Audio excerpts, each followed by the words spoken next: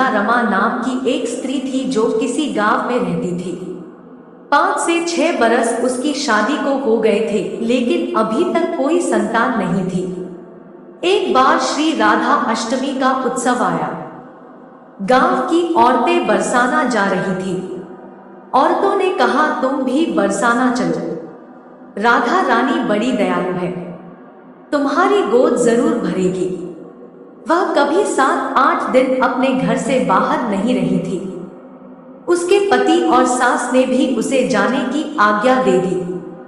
बस उसने मन में ठान लिया कि राधा रानी मेरी गोद जरूर भरेंगी। जिस दिन उसे जाना था उसी दिन पैर में चोट लग गई, चला भी नहीं जा रहा था।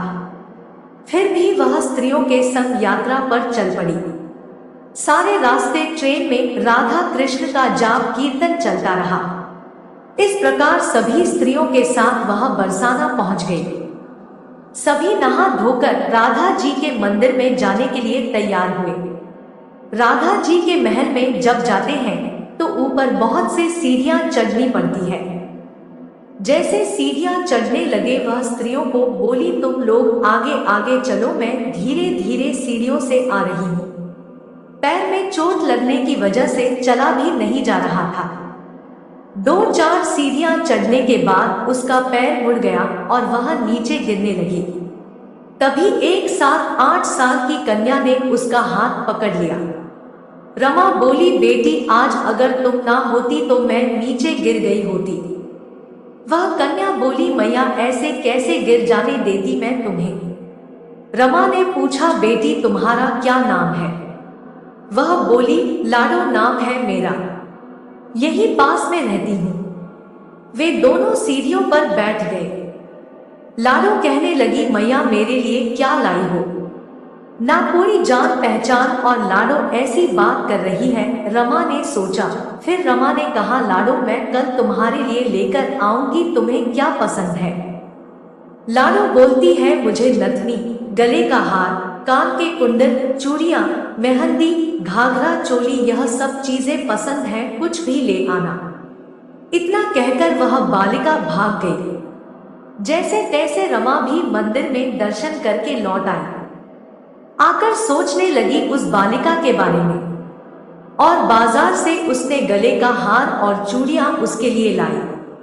अगले दिन वही जहां मिले थे वह लाडो उसका इंतजार करते मिली। चूड़ियां और गले का हार जैसे उसे दिया वह बोली, बस इतनी सी ही और चीजें नहीं लाई, और वह मुंह फुलाकर बैठ गई। तब रमा बोली, अभी मैं 8 दिन यहीं पर हूँ, रोज तुम्हारे लिए कुछ ना कुछ लाया करूंगी। यह सुनकर लाडो उसकी गोदी में बैठ गई और गले से लग गई। रमा तो रोने लगी, उसे जैसे एक संतान मिल गई। खूब प्यार से उसके सिर पर हाथ फेरा। ऐसे ही वह फिर चली गई। रमा ने मंदिर से आकर घाघरा और चोली उसके लिए बनवाए। ऐसे ही रोज कुछ ना कुछ वह उसे देती। एक दिन रमा कहती है, अब यह सारी चीजें मुझे पहनकर भी तो दिखा कैसी लगती है। डॉट लाडो बोली, कल राधा अष्टमी है, कल पहनूंगी। इस बार लाडो के साथ एक लड़का भी था। उसे देखकर रमा ने कहा, आज पता नहीं मेरे मन में क्या आया, मैंने एक धोती और मुकुट मोर वाला लिया है, क्या मैं इसे दे दूं।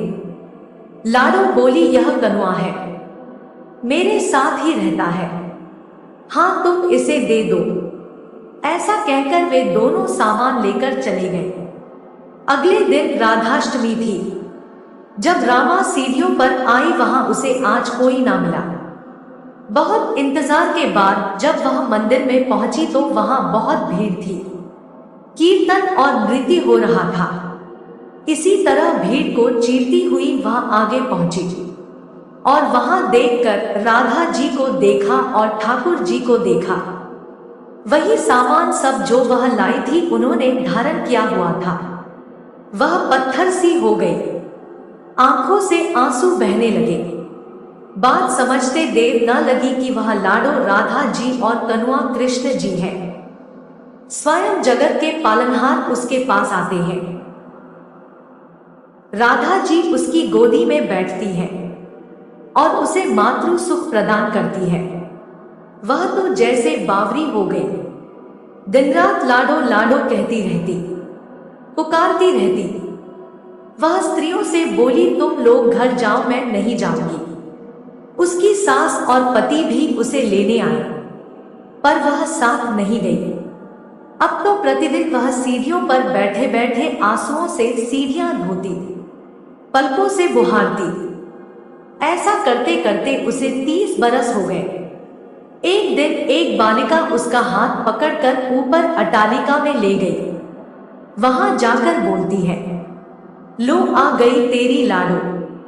ऐसा कहकर बाहें फैलाकर रमा को बुलाने लगी और अपने गले लगा लिया। उस दिन रमा ऐसे गले लगी कि इस पार्थिव शरीर को छोड़कर सदा के लिए अपनी लाडो के पास चली गई। इस घटना से हम सबको यह सीख मिलती है कि जो भी आशा रखे, चाहे वह सकाम हो या निष्काम, केवल भगवान से ही रखें। एक न एक दिन अवश्य मिलते हैं। आशा एक राम जी से दूजी आशा छोड़ दे, नाता एक राम जी से दूजा नाता तोड़ दे। बोलिए भक्त और उनके भगवान की जय। बरसाने वाली सरकार की जय हो। श्यामा प्यारी कुंज बिहारी की जय। श्री कुंज बिहारी श्री हरिदास की जय। जय जय श्री राधे। दोस्तों, ये कहानी अगर आपको पसंद आई हो तो कृपया इस वीडियो को लाइक करें और ऐसी ही बहुत सारी कहानियों को सुनने के लिए चैनल को सब्सक्राइब जरूर करें। धन्यवाद।